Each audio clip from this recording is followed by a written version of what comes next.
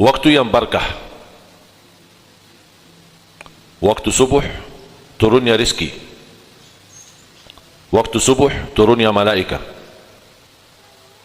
waktu subuh disebarkan keberkahan dari Allah, waktu subuh tidak diragukan cintaan kita Bapak Ibu kepada Rasulullah SAW. Tapi yang perlu kita cari tahu, apakah Rasulullah mencintai kita. Wahai Mu'adz, demi Allah aku mencintaimu.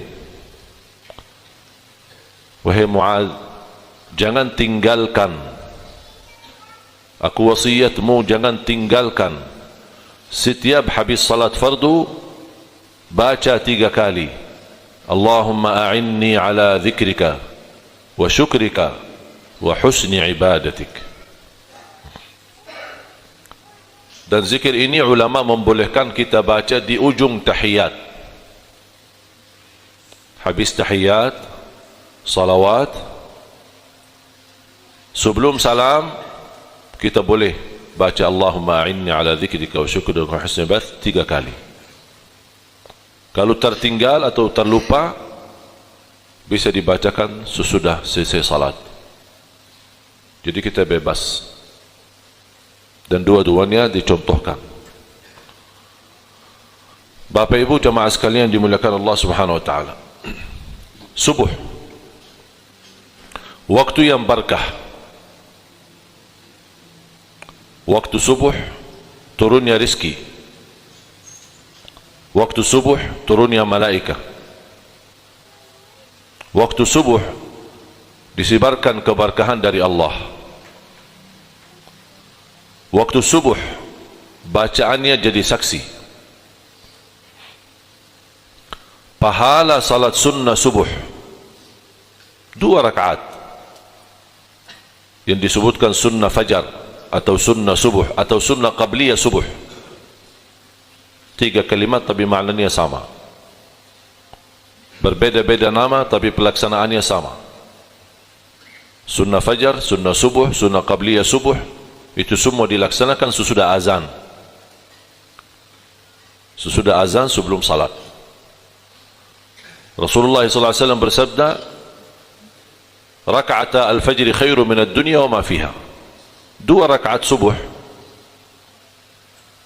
yang disebutkan sunnah qabliyah itu lebih besar pahalanya daripada dunia dan seisinya. Itu sunnahnya Bapak Ibu. Kira-kira gimana wajibnya? Kalau sunnahnya begitu besar pahalanya, lebih besar daripada dunia dan seisinya pahalanya, itu sunnahnya. Makanya ulama membolehkan, seandainya kita datang ke masjid telat, jamaah masjid sudah iqamat dan sudah salat, kita datang bertemu dengan jamaah di rakaat pertama atau masih kita rakaat kedua, jadi masbuk. Begitu kita selesai, ulama membolehkan untuk melaksanakan sunnah qabliyah subuh bagi orang yang rutin menjaganya. Seandainya sekali-kali telat datang ke masjid sudah iqamat, ulama membolehkan kita laksanakan habis salat. Sedangkan kita tahu Bapak Ibu, habis salat subuh tidak ada salat, dilarang kan waktu larangan. Tapi ulama memberikan kecualian untuk melaksanakan sunnah qabliyah yang tertinggal tadi sebelum salat. Kenapa ulama membolehkan? Karena sayang sekali dirugikan pahala yang begitu besar, yang lebih besar daripada dunia dan seisinya. Di mazhab Imam Abu Hanifah menganggap sunnah fajar itu wajib, saking mulianya dan besar pahalanya. Makanya kadang-kadang kita melihat seorang awam di Masjid Nabawi atau di Masjidil Haram yang datang dari India, dari Pakistan, yang mereka bermazhab Hanafi, ketika masuk masjid walaupun imam lagi salat wajib, terlaksana salat fajar, mereka tetap salat sunnah baru gabung bersama jamaah. Dia salat sunnah sendiri baru gabung. Saking begitu fanatiknya mereka untuk menjaga sunnah sunnah fajar. Kalau salat subuhnya lebih besar pahalanya bagi orang yang salat subuh berjamaah daripada orang yang tahajud sepanjang malam. Sebagaimana bersabda Rasulullah SAW, "Man shalla al-fajr fi jama'ah, faka'annama qama al-laila kullah." Barang siapa yang salat subuh berjamaah, seperti orang yang salat tahajud sepanjang malam. Mohon maaf, kita sepanjang malam enak tidur. Siapa yang kuat melaksanakan tahajud sepanjang malam? Itu pun kalau tahajud tertinggal, dengan kita melaksanakan subuh berjamaah, sudah begitu besar pahalanya, sama seperti orang tahajud sepanjang malam. Bacaan salat subuh jadi saksi, karena salat kita di subuh diikuti dan dihadiri oleh malaikat. Doa Nabi Muhammad SAW, "Allahumma barik li ummati fi bukuriha."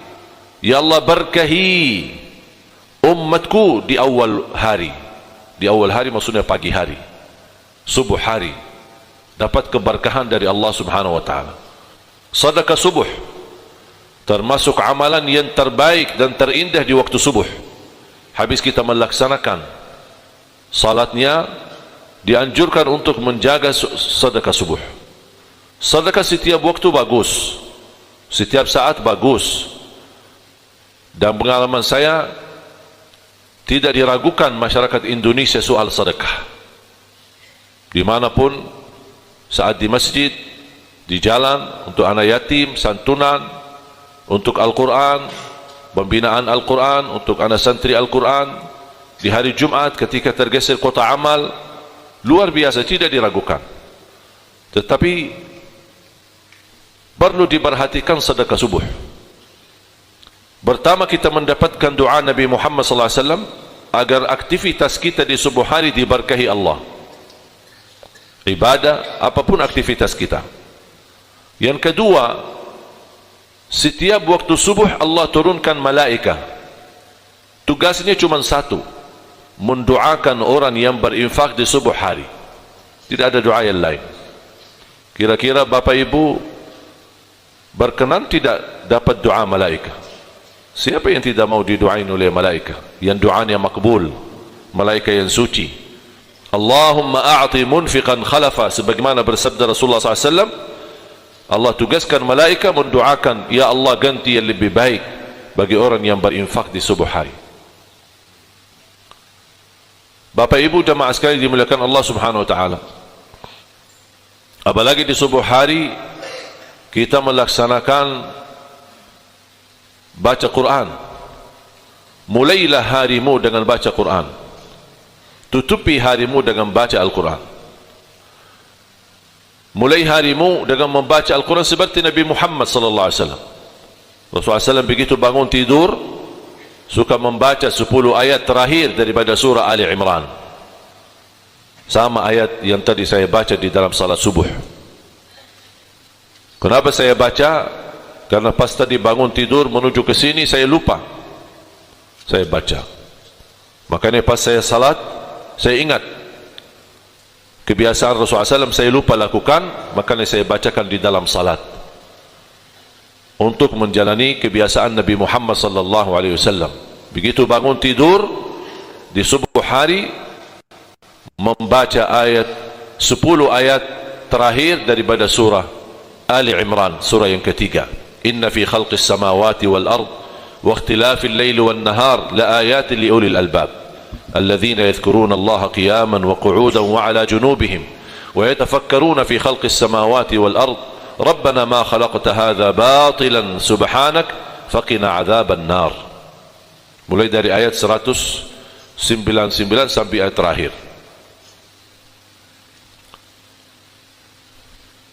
Jamaah sekalian dimuliakan Allah Subhanahu wa taala,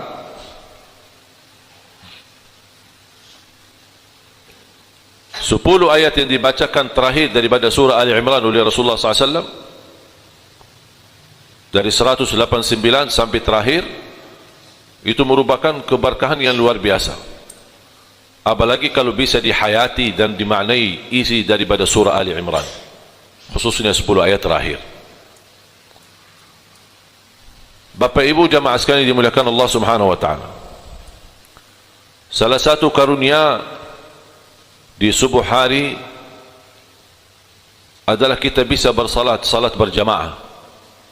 Dan Rasulullah SAW bersabda, "Man shalla al-fajr fi jama'ah fahuwa fi dhimmatillah." Barang siapa yang salat subuh berjamaah, dia masuk dalam lindungan Allah. Selamat dari kecelakaan, selamat dari keburukan, selamat dari bahaya, selamat dari godaan syaitan, selamat dari godaan jin, dan selalu dalam lindungan Allah Subhanahu wa taala. Hanya syaratnya melaksanakan salat subuh berjamaah. Bahkan berita gembira dari Rasulullah sallallahu alaihi wasallam, "Basyirul masya'ina fi adh-dhulami ila al-masajid bin nuri tam yaum al-qiyamah." Berilah berita gembira bagi orang yang suka datang ke masjid di saat gelap. Kira-kira subuh itu masih gelap? Masih gelap kan? Tapi kita berkenan meninggalkan rumah dan datang ke masjid. Kata Rasulullah SAW, berilah berita gembira bagi orang-orang yang suka datang di saat gelap ke masjid untuk melaksanakan salat, akan Allah ganti dengan cahaya yang sempurna di hari kiamat. Dan ahli subuh yang mencintai subuh, yang mencintai salat subuh, pasti dijamin dia selamat dari kematian buruk dan kematian mendadak, dan dijamin insyaAllah husnul khatimah. Keberkahannya luar biasa salat subuh. Kenapa begitu luar biasa berkahnya? Karena salat subuh itu menjadi salat yang cukup berat, bahkan paling berat bagi orang munafik. Athqalus salati 'alal munafiqin salatul fajr. Salat yang paling berat bagi orang munafik salat subuh. Berat. Untuk bangun, tempat tidur yang hangat, suasana yang sedang dingin dan segar anginnya, tapi kita mau datang ke masjid berlangkah-langkah, gelap lagi. Ini membutuhkan tenaga yang luar biasa, membutuhkan tekad yang luar biasa, membutuhkan kemauan ketinggian yang luar biasa. Dan itu pun tidak bisa kalau bukan karena kesempurnaan iman. Kalau tidak ada iman, malas. Buat apa bangun? Syukur-syukur kalau bisa bangun salat di rumah. Makanya jamaah sekalian, bahagialah bisa melaksanakan salat subuh berjamaah di masjid, mendapatkan berita gembira dari Rasulullah SAW, akan Allah ganti dengan cahaya yang sempurna, dan langkah-langkahmu pulang pergi, bukan hanya datang, tapi pulangnya juga dihitung. Satu langkah satu darjat, satu langkah satu kebaikan, satu langkah menghapuskan dosa. Bapak Ibu jamaah sekalian dimuliakan Allah Subhanahu wa taala. Alhamdulillah, kami terus memperjalankan safari dakwah roadshow di Jawa Tengah dan Jawa Timur. Dan insyaallah perjalanan dakwah kami ini terus sampai hari raya Idul Adha. Dan tahun ini kami milih Jawa Tengah dan Jawa Timur untuk menjalani aktivitas safari dakwah. Inti dan target, harapan, tujuan daripada safari dakwah mewujudkan kita bersama, mewujudkan dan mencetak 1 juta penghafal Al-Quran untuk Indonesia. Alhamdulillah, program kami ini sudah jalan, bukan baru mau jalan. Sudah jalan 3 tahun yang lalu. Bahkan sebelumnya, tapi secara resmi sudah diaktifkan 3 tahun yang lalu. Alhamdulillah bisa menghasilkan banyak penghafal Al-Quran. Termasuk sebagian daripada perjuangan kami adalah acara Hafiz Indonesia. Pasti saya yakin Bapak Ibu suka melihat acara Hafiz Indonesia. Anak-anak kita yang membanggakan kita, anak-anak di bawah 10 tahun tapi penghafal Al-Quran. Walaupun sayang sekali Bapak Ibu menonton acara Hafiz Indonesia, acara yang sudah jadi, sudah matang, sudah masuk ke TV atau bisa melihat di layar TV. Tetapi banyak tidak tahu apa perjuangan kami sebelum acara Hafiz Indonesia. 4 bulan bekerja keras menumbuhkan anak-anak. Yang tampil di acara Hafiz Indonesia cuma 20 orang. dan itulah yang terbaik dari jumlah lebih dari 400 peserta Hafiz Indonesia dari seluruh Indonesia. Kami turun ke lapangan, dari desa ke desa, kampung ke kampung, sawah ke sawah. Bagaimana kita bisa menumbuhkan mereka, bagaimana kita mendidik mereka, bagaimana kita membina mereka, memperbaiki bacaan mereka, bagaimana menindahkan suara mereka, dan memilih yang terbaik dari jumlah yang begitu banyak. Karena tidak mungkin bisa semuanya tampil di acara Hafiz Indonesia. Makanya 20 orang itu termasuk peserta yang terbaik se-Indonesia. Ketika sudah terpilih 20 orang dari jumlah yang begitu besar, kami kumpulkan di Jakarta dan kami karantina. Selama di karantina 2 bulan berturut-turut bekerja keras. Ada dokter umum, ada dokter anak-anak, ada dokter psikologi jiwa untuk menjaga perasaan anak, bagaimana bisa dia menjauh dari lingkungan, bagaimana bisa berani, bagaimana bisa menjauhkan dari sifat malu tidak berani tampil, bagaimana bisa mewujudkan kebersamaan, kebersihan, tahajud bersama, bangun salat subuh, lumba azan subuh, bagaimana makan bersama, bagaimana baca Quran bersama. Jadi terwujud kebersamaan bersama anak-anak di karantina. Ada anak-anak yang sifatnya keras, ada anak-anak yang sifatnya pemalu, ada anak-anak yang sifatnya suka, mohon maaf ucapannya tidak layak dan tidak enak, ada anak-anak yang sifatnya mukul orang lain. Ini semua kita rubahkan. Alhamdulillah, respon dari para orang tua, anak kami alhamdulillah bisa berakhlak-akhlakul Quran berkat Hafiz Indonesia. Karena kami memperhatikan kehidupan mereka sehari-hari, bagaimana cara tidur sesuai cara tidur Nabi Muhammad, bagaimana bangun sebagaimana Nabi Muhammad, bagaimana berbaju dan berpakaian seperti Nabi Muhammad, bagaimana kita bisa wudhu seperti Nabi Muhammad, bagaimana kita bisa makan seperti Nabi Muhammad. Itulah yang tertanam. Makanya ketika ada anak-anak Hafiz Indonesia dieliminasi, dia menangis. Sampai ada jemaah curhat atau ada jemaah menyampaikan, kenapa harus dikeluarkan anak-anak dari Hafiz Indonesia? Kenapa harus dieliminasi? Kasihan mereka nangis-nangis. Bapak ibu, mereka bukan menangis karena dikeluarkan dari acara Hafiz Indonesia. Mereka tidak menangis karena gagal dia tidak bisa mempertahankan diri di acara Hafiz Indonesia. Tapi mereka nangis dan sedih karena kehilangan lingkungan, kehilangan kebersamaan. 2 bulan berturut-turut mereka hidup bersama. Mereka bisa bersama setor hafalan, bisa bersama membaca Al-Quran, bisa bersama salat tahajud. Bahkan mereka berlomba-lomba untuk melaksanakan salatnya dan termasuk azan subuh. Saking begitu mereka girahnya tinggi dan semangatnya untuk azan subuh.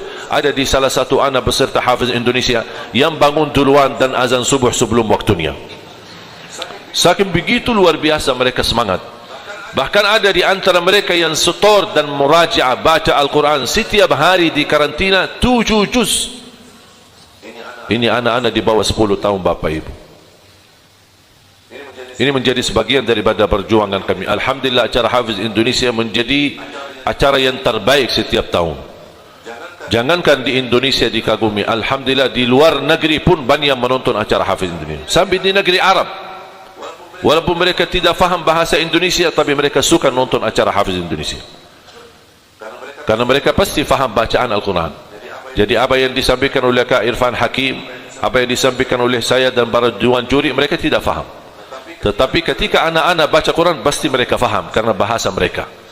Makanya mereka memperhatikan, suka mengikuti acara Hafiz Indonesia. Ketika kami menghadiahkan umrah atau haji dan mereka bisa ke tanah suci, anak-anak berkesempatan bertemu dengan imam-imam besar Masjidil Haram dan Masjid Nabawi, dan mereka baca di hadapan para imam besar dan Masjidil Haram dan Masjid Nabawi. Mereka langsung direaksi dengan baik, direspon dengan luar biasa. Bahkan ada salah satu imam berbicara dengan anak-anak kita bahasa Arab. Anak-anak kita tak ngerti. Imam pun kaget, masa mereka tidak bisa bahasa Arab? Saya bilang bisa, Pak Imam. Assalamualaikum warahmatullahi wabarakatuh. Itu aja satu kalimat, yang lain tidak bisa. Oleh kerana itu jamaah sekalian, sampai ada teman saya di Arab, dia berkeinginan buat acara Hafiz Indonesia versi Arab. Sudah berupaya, kita sudah bentukkan programnya, bagaimana teknisnya, bagaimana susunannya, bagaimana prosedurnya, dan kita meminta mereka mencarikan anak-anak di bawah, syaratnya di bawah 10 tahun. Itu syarat, di bawah 10 tahun. Kita tidak mau tingkat dewasa. Mereka sudah berupaya mencari di Madinah, di Makkah, di beberapa kota di Arab Saudi. Jujur saja gagal. Karena anak-anak di bawah 10 tahun di Arab ada hafiz Quran, tapi bisa dihitung dengan jari, 1, 2, 3 atau 4 orang, paling banyak 10 orang. Tidak ada jumlah yang banyak sebagaimana di Indonesia. Di Malaysia pun gagal untuk menjadikan acara seperti hafiz Indonesia, banyak yang tidak berhasil. Indonesia diberikan oleh Allah karunia memiliki anak yang banyak dengan usia 10 tahun, di bawah 10 tahun, tapi hafal Al-Quran. Bahkan kita lihat anak-anak yang memiliki keterbatasan seperti Aila dan Kaila, yang mereka buta tapi bisa menghafal Al-Quran. Ada juga anak-anak yang memiliki keterbatasan, tidak normal fisiknya dan kesehatannya, tetapi subhanallah diberikan dahsyat karunia membaca dan menghafal Al-Quran. Seperti Alana, seperti Najah. Najah orang itu tidak bisa baca Quran, kita kasih Al-Quran suruh baca, dia tidak bisa. Tapi coba dites hafalannya, hafal Al-Quran 30 juz, hafal nomor ayat, nomor halaman, kanan kiri, atas bawah, dan dia begitu memiliki keterbatasan yang amat luar biasa, sangat dahsyat.